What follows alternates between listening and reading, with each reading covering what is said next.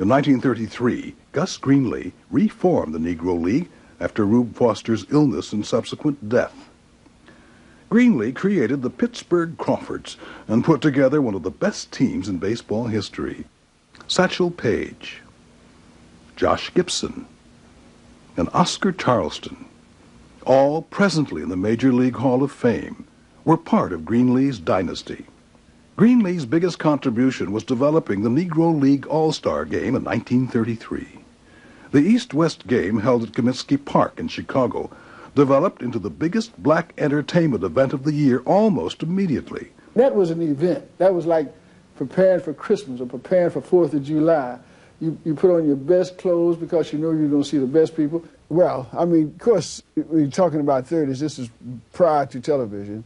So the only places you could really see the Joe Lewises and the Bojangles Robinsons and the Hattie McDaniels would be at a sporting event. Another war was brewing in Europe.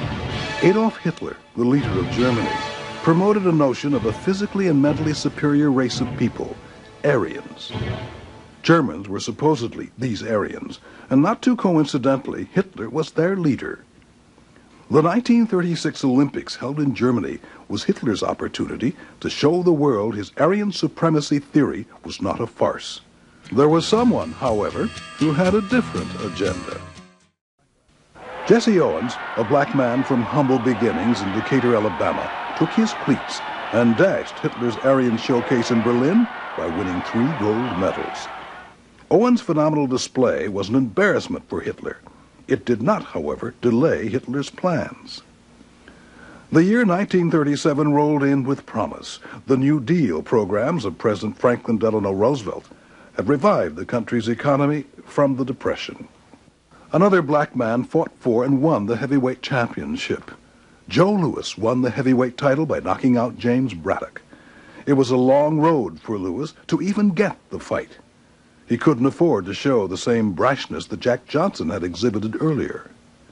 Joe, or the Brown Bomber as he was called, was soft-spoken, reserved, and patriotic. World War II began in 1939, and the United States had committed to assist the Allied forces with materials, but wouldn't commit any troops. The Japanese bombing of Pearl Harbor on December 7, 1941, helped the United States make their decision. It was World War I on a larger and more volatile scale.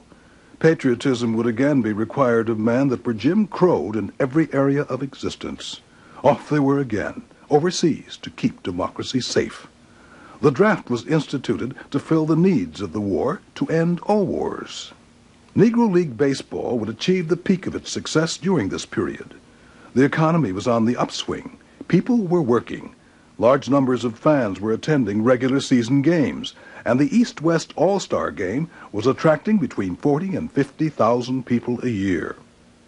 Major League Baseball had much of its able-bodied talent taken away to join the war effort.